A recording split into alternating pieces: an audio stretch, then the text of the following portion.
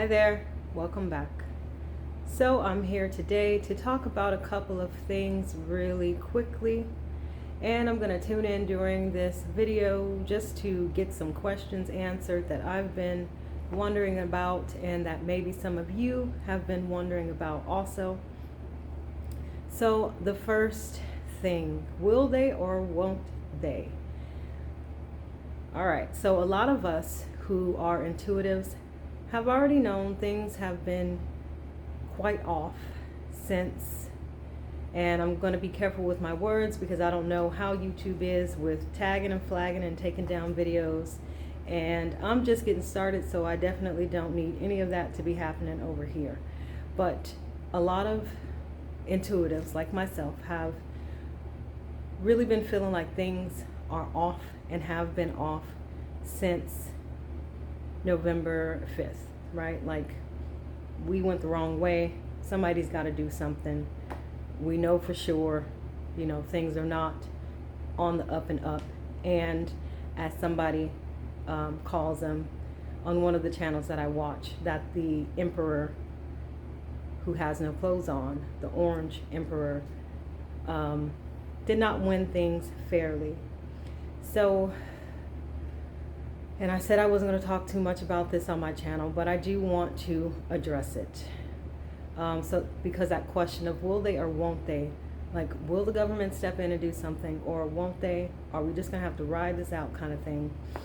And so I'm just going to tune in quickly and see what the messages are and see if they've changed at all. And actually, I'm already getting an image. They just keep showing me every time that I do ask, that image of January 20th where it's completely empty.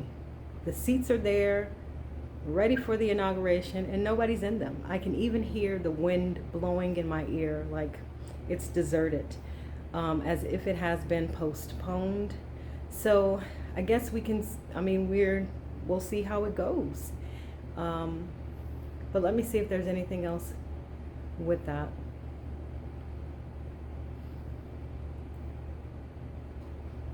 And then they're just showing me everyone who we would expect to speak at that level, right? So, POTUS, the VP, they're all on a different stage talking to the public about something, surrounding this, of course. But there's definitely not an inauguration happening. That's what I see. Fingers crossed. So I paused for a second because I wanted to make sure that I got the full image and I didn't feel rushed through it. So in addition to them standing on a separate stage, I also saw law enforcement somewhat marching, but not in an alarmed way. And they were wearing their full get-up, including the hats and the white gloves, as if it was some sort of special occasion happening. And I could hear POTUS on stage saying, "We've come a long way for democracy to be rightfully restored to the American people." And so I just wanted to also share that. And of course, as someone calls her Lotus, I think Lotus Queen or Lotus something like that, is standing next to him, and she's overjoyed and cheering and clapping. Okay, so the next question, do you have enough people kind of waking up? Because like other intuitives have said, I did early on get a feeling that we got to look at this or go through a portion, go through some of this to fully, or at least begin to awaken collectively to some of the things that are happening, to some of the really egregious and terrible things that are happening around the globe, and kind of stand up for ourselves. Have enough of us done that? Yes, a resounding yes is what I'm hearing globally. In the United States, however, I'm hearing it's about a 50-50 split. no surprise there. But let me see. I'm just gonna see if there's anything else.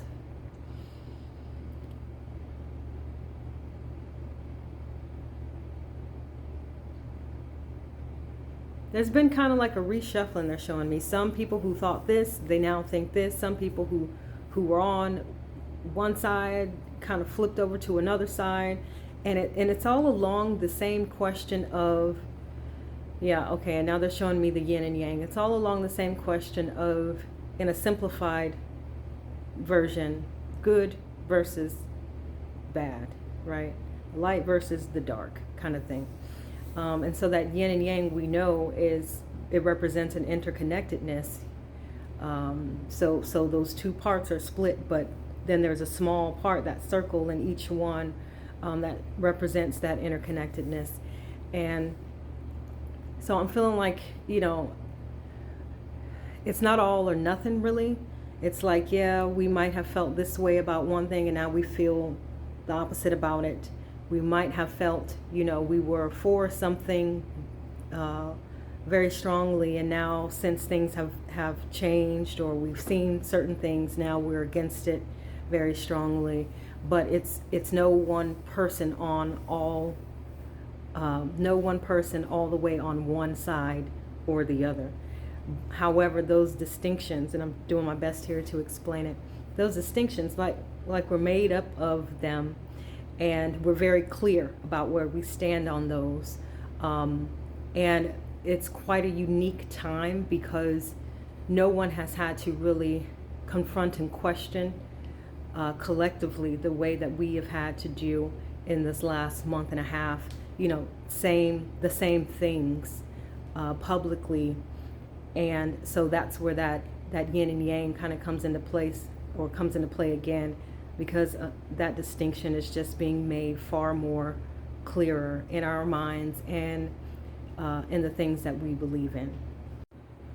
And so this takes me to the next question, and they've kind of answered that with showing me that yin and yang, showing me that distinction within us is going to become clearer. But I've been seeing some folks around on social media talking about the earth is going to split, it's going to split. And I'm like, okay, what do you mean by that? Certainly not some physical split, absolutely not. But it's more of an energetic split, which is what I think they're talking about. So I just want to see if there's anything else around that and what the significance is, because hasn't it always been that way? Like, different people think and believe different things. Especially in this country, we've got the freedom to do so, or have had the freedom to do so. And hopefully we will continue to have that freedom moving forward. But I just want to see if there's anything else around that. Okay, so we're all made up of those, as I was saying with that yin and yang, we're all made up of these different distinctions that are becoming clearer within us. And then there's almost like this, they're showing me this this pull to one side or the other. So it's not necessarily that, some Earth is going to split into two physical planets, like, some people have been making it seem. Again, it's just that energetic split, and we will be more separated that way. And so what does that separation look like? How is it any different from what we've already been experiencing here on Earth? This is a place of contrast, right? We've got the good and the bad, what we like and don't like, the people that align with us and don't. And so how is that any different? We'll become more abundantly aware of the split and of the distinction. Okay.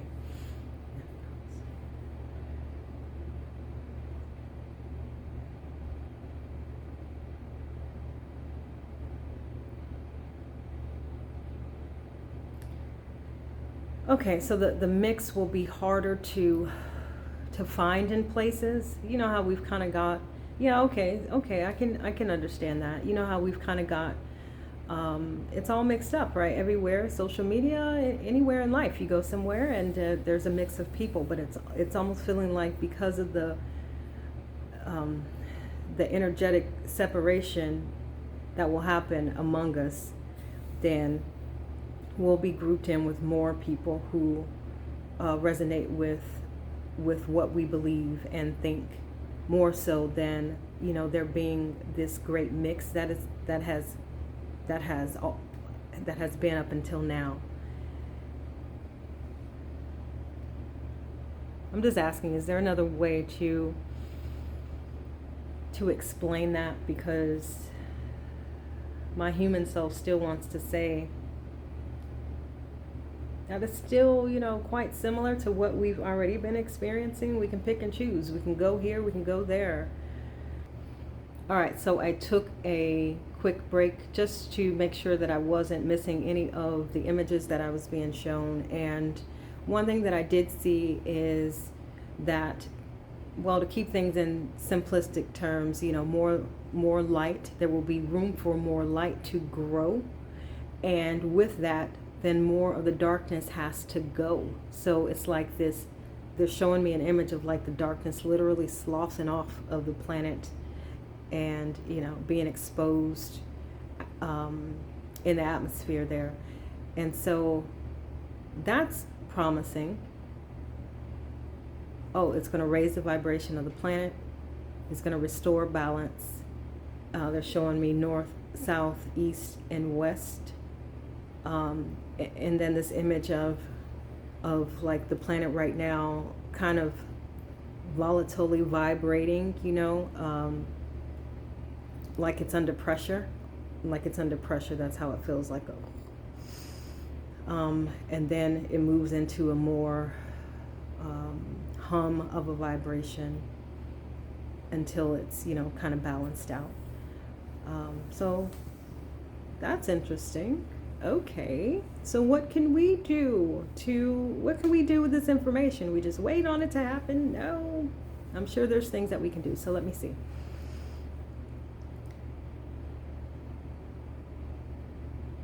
Oh, continue to understand what we firmly stand for and against and why.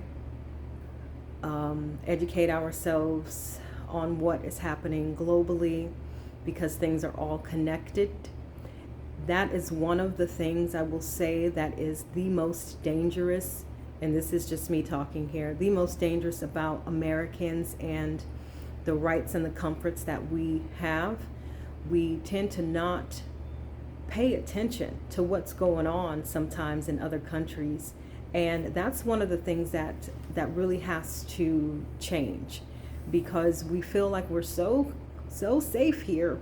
Somebody lied to us and told us and made us feel that we are so safe, to the point to where we feel like we don't even, like we've got the luxury to not even look in the direction of what's happening in all of those other countries that are trying to be seized by the Ruski emperor, I'll call them.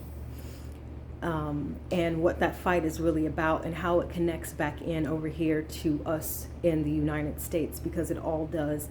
Nothing is fucking like, you know, just a coincidence. It's all happening for a reason. So, and one person is at the center of it for his own gains.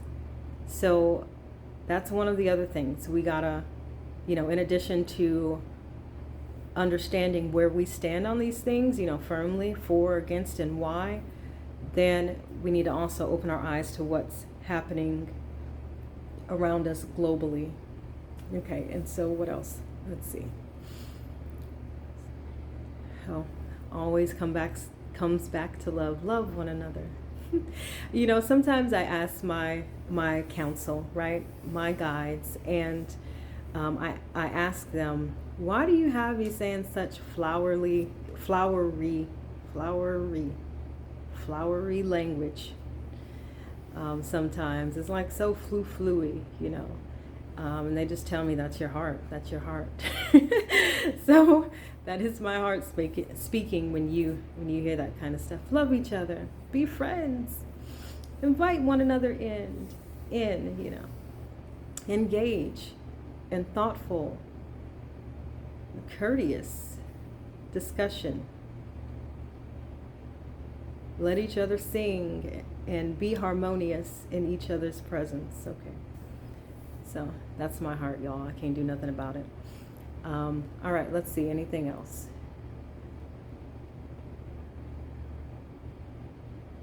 We can pick our cause. We can pick the thing that really calls out to us the most. And, oof, I got to get a stand or something. My arm is starting to hurt. Pick the thing that really calls out to us the most and do what we can around it, if it's advocating for it or against it, writing letters, sending emails, calling people, whatever it is that we feel is on our heart to do and that feels aligned.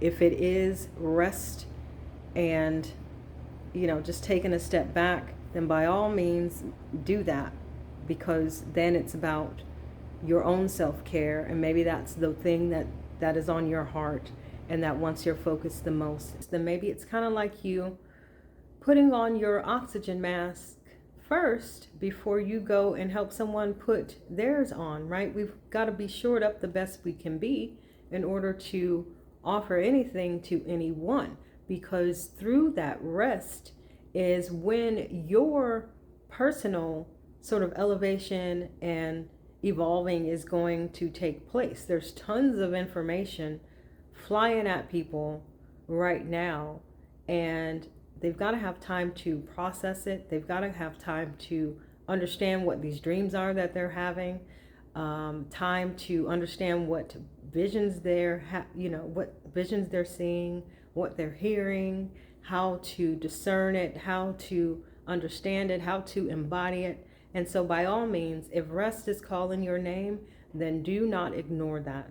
But if there is some other kind of, fight rising up in you, something that is, that has to do with the greater good of the collective, then don't ignore that either.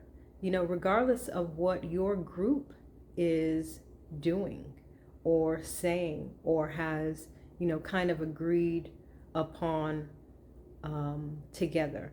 And I'm thinking about the 92% where it's like we're resting, we're taking the break. That's not our business. And I totally get where it comes from. But throughout that, at the beginning, absolutely, I was wholeheartedly there. Yep, we resting, forget all of this. But then, my counsel begins to talk to me and tell me to do this or that. And it's like, I could choose not to listen, but who is that really hurting? That's hurting me, and it's also hurting the collective, and it's also hurting, people I haven't even met yet, because I've got to be in my best form. And what's that one song? If you stay ready, you ain't got to get ready. That's where we are with things. So don't ignore that either. And so the next thing kind of goes back to the idea of just maybe what we can do, but also, understanding better those things that we really stand for and don't. So I've been seeing a lot of stuff on religion versus spirituality, just as of today and yesterday. And it's kind of got me like thinking a bit and feeling into it. And one of the things that I came out with, because it's, it's that age-old conversation of religion is better than spirituality because of this, kind of degrading or minimizing someone's spiritual experience because it doesn't entirely fit into their idea of what scripture's saying, or, saying that people should or should not do, and just kind of passing that very judgmental sort of blanket over everything, the way that unfortunately a lot of religious people sometimes do. So one thing though I came out of looking at that conversation again, understanding, is that we can, although they are not expressing much empathy through this judgment that's being passed around, we can, people, spiritualists, people who are intuitive, people who understand that there's so much that is available to us through spirituality, and religion is a part of that, but it's not all of it, right? It doesn't, and one is not better than the other. These are all paths to better understanding ourselves, to a sense of enlightenment, to Christ consciousness, to oneness, to source energy, to whatever God you call upon.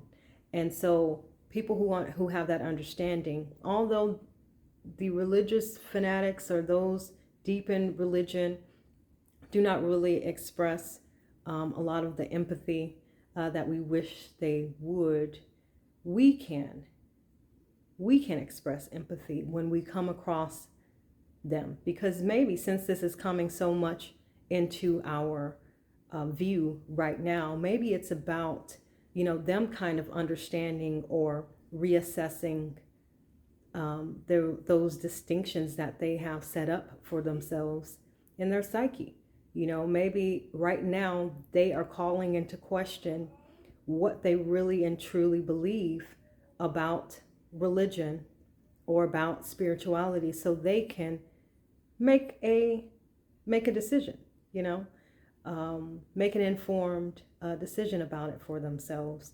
And so we can kind of look at things that way as well. And so to my next point, a lot of us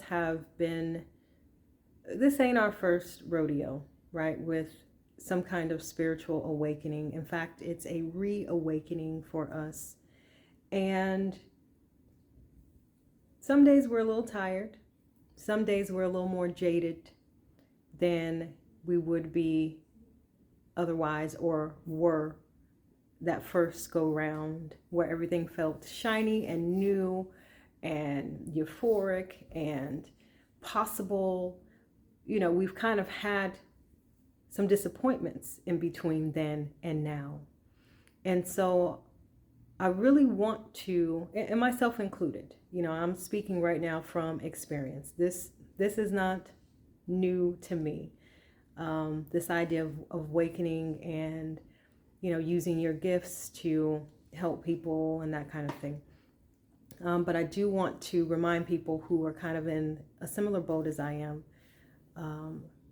those who are new and do have that really fresh perspective and experience with spirituality and with practicing their gifts and understanding them and discerning this or that, we can be there for them throughout that journey, of course, but we can also benefit from that very joyous and new feeling that they have, because a lot of us can use that to kind of restart our own engine, so to speak. And so again, just making sure that our egos and our whatever understanding we have about our own evolution and how farther along we are on our paths, just make sure that doesn't get in the way of real connection and forging something that's beneficial for both of us, that give and take, right? We need that. They need us, we need them. So let's just show up for each other. And when in doubt, call on the ancestors. So we need to know how to transmute heavy ass, sticky, ugly, nasty energy. Call on your ancestors. Call on your guides. They are there to help you with that. Sometimes it's just a matter of some straight up breath work. Visualizing it up here, pushing it down into the ground, throwing it out into a visual volcano, as sometimes I do, and blowing that shit up. So you got to get your techniques down, and you've got to really understand, when it's different kinds of heavy, what to do with it, because sometimes it's also not that simple. I was on a Zoom meeting about a week ago, and we were talking about heavy energies like patriarchy and how it's run its course, and it needs to be reimagined. The belief systems around it need to be swapped out. And but this is why they are fighting for it so hard through legislation. And one woman said, well, a lot of our ancestors lived in a very different society. We need to just ask them what to do, what it needs to look like, how we need to do it. And I thought that is absolutely it. That is just brilliant, because she was absolutely right. Who better to ask than those who had firsthand knowledge? So, okay, that is all I've got for you today. I hope you got something out of this. Please hit the like and subscribe and set your notifications, and I will see you soon. One more thing before I go. So I started what I call the Spiritualist Collective. And right now it's just for Black women, because we need something that's just for us, that's sacred, that's safe. And we get together virtually and share our intuitive gifts and deepen our skills and build community. And in the future, I'll be opening it up to everyone. But if this sounds like something you're interested in, I'm going to have the link in the description, and hopefully I'll see you there.